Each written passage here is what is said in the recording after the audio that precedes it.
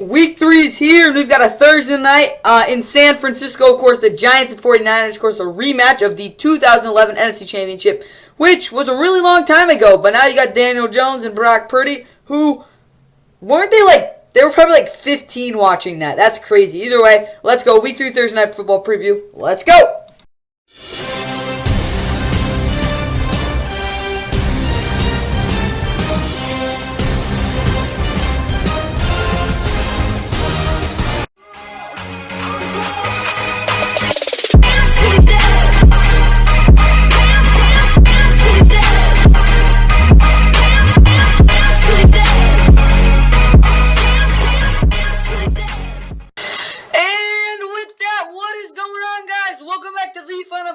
Please like and subscribe, and I hope you guys enjoy the Thursday Night Football preview. Of course, now here in Week 3, and we've got an old-fashioned matchup, of course, with the Giants and 49ers. These two teams played way back in 2020, in COVID year. They haven't played since then.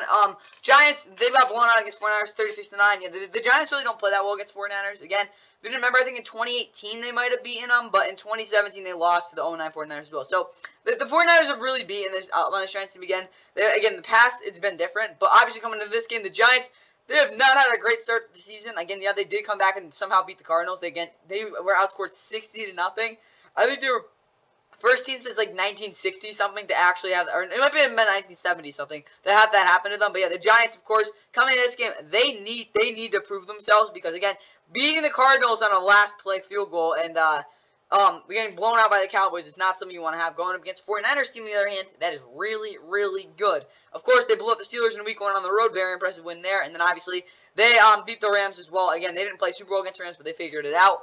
Obviously, they should be able to win this one again in the home opener. There will be a hype crowd, but you could argue last week was the home opener. Either way, though, yeah, that's what I got. Again, it is on Thursday Night Football, 8:15 on Amazon Prime Video, not Fox, and NFL Plus as well. What it's called? I think NFL Network has coverage. For that, and obviously Amazon has a post game show as well. I think it's TNF for nightcap. So you can watch that right after the game as well. So yeah, a lot of streaming options as well. Again, announcing this game will be obviously Al Michaels, Kirk Herbstreit, Kaylee Howard-Tongue, Westwood One is Kevin Kugler, and Tony Baselli. If you're listening to this thing on the radio, as well. What is it called?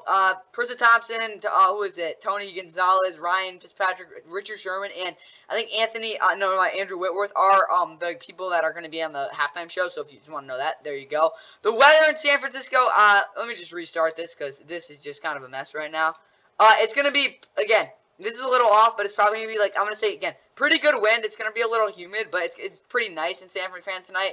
It will be a little windy, though, for these Steelers. Graham Gano, of course, struggled in Week 1. You could look out for that as well. But either way, with all that said, time for the Giants starting lineup. Just so you know, Brock has his schedule is apped up, and Trayvon Diggs did tear his ACL. Prayers to them. I hope he can recover, because that is a terrible injury. Basically, the worst injury you can have outside of crap that can actually get you killed. Either way, though, Daniel Jones, of course, is their starter. Saquon is out again with that ankle injury he suffered last week. It's a normal ankle sprain. He should be, very worse, he should be back in 3 weeks. Matt Breida carried right well, and Eric Gray will be in the backfield. Look for Matt Breida to get the line share carries, though. Darius Slay and Isaiah Hodgkins and Paris Campbell across the receiving core. Of course, Wanda Robinson, Jalen Hyatt are both active for this one as well. Sterling Shepard really hasn't done much yet. Has he? Yeah, he hasn't even. Yeah, he does. Yeah, he's one catch this year. Get into it. Honestly, I didn't think Sterling will have a pretty decent game, though. Bryce Ford, Wheaton, Wyatt Davis, J.C. Hassenauer, Gerard Davis are all on IR. Darren Waller and Daniel Bellinger both healthy at tight end, though. Andrew Thomas, of course, the franchise left tackle, is out. Joshua Azudu will probably start. He did have a solid game last week, though, overall, in my opinion. Ben Bredeson's out. Shane Lemieux will start. He did kind of sync it up, though. Maybe Mark Lewinsky. We'll see. Michael Smith Jr. is the center. Marcus McKeithen, who played really well last week, is the right guard. Evan Neal, still figuring it out, is the right tackle.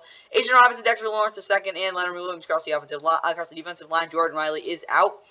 Kayvon Thibodeau, Zito Jolari's outside. Johad Ward and Boogie Basham and O'Shane Ziminos will probably be the guys off the edge. Bobby Okereke, Mike McFadden, Isaiah Simmons at linebacker.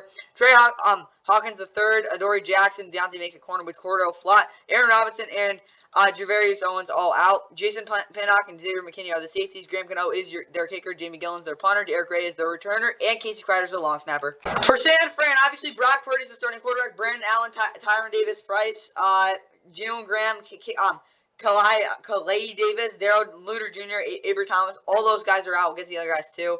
But Danny Gray, Robert Beal Jr., and Samuel Womack III are all on IR. CMC, Elijah Mitchell in the backfield, though. Devo's healthy, but Brandon Ayuk is out. I think he had some chest injury. If you watched the game against the Rams, he really didn't look the same after that first third down catch he had. He really just kind of, like, struggled with, like, really being consistent because he just really probably got hurt.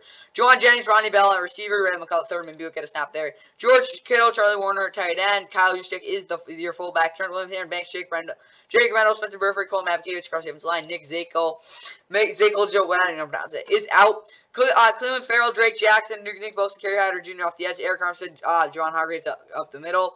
Dre Greenlaw, Fred Warner, Oren Burks at linebacker with Charvarius Ward, Isaiah Oliver, Diamond Lenore corner with Tayshaun Gibson Sr. to Lunafunga at safety. Jake Moody is your kicker. Mitchell Schnauze is your punter. Brandon McCullough III is your punter, is your returner, and Tabor Pepper is your long snapper. All right, getting you set for Thursday Night Football with this with the keys to the game. First things first, I want this Giants offense to run the ball for over 5.5 yards per carry, which seems like a lot and it's a tall task, but look at their run defense overall. Again, the 49ers really haven't been tested in the ground. I really do think, the 49ers are playing a really good 49er offense, but offensively, they cannot just start throwing the ball around the yard because I really don't think they'll have much success there, especially with guys with a lot of backup starting on the offensive line. And as well, I do think Sterling Shepard doesn't need to get involved. No turnovers, that's big deal. Honestly, if they only score 20 points and they don't turn over the football, again, 20 points isn't bad, but if they don't turn over the football, I think they might have a shot. And Danny Dimes has to make throws on the intermediate/middle part of the field. You watched him last week. That's where he was really getting rolling. Again, if he can get that done, I do think they have a shot. Giants defense 100% better run fits in the B-gap. That's where they've gotten killed this year. If they don't get better there, they have no chance.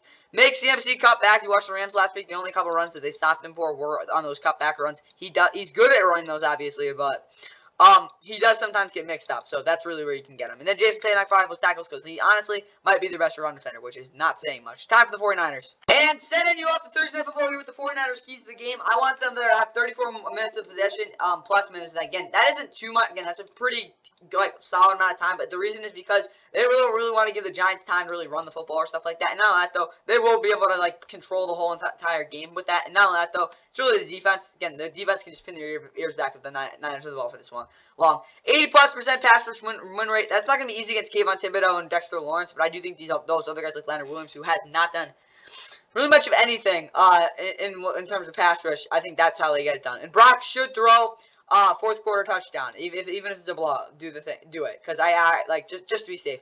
49ers defense commit to stopping outside zone and other sorts of spread run looks, because that's what they're trying to do. They got some really fast backs there. Again, Gary Braylow, if you didn't know, he actually has got some speed. Eric Gray maybe not, but yet those other two guys, they can fly a little bit. So that's what they're going to probably try to utilize. So 49ers, stop that. Keep Danny in the pocket with Fred Warner playing man on Darren.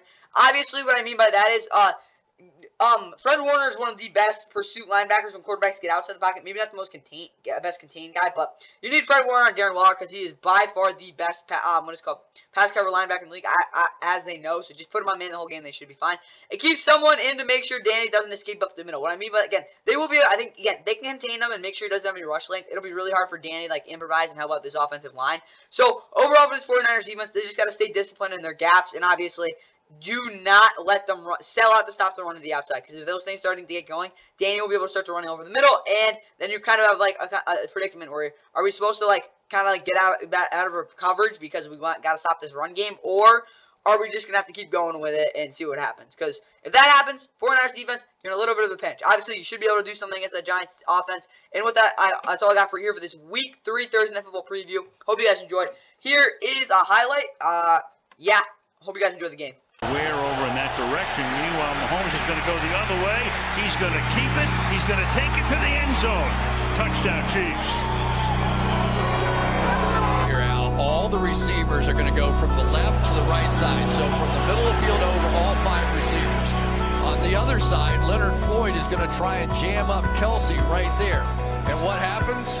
There's nobody left to contain Patrick Mahomes.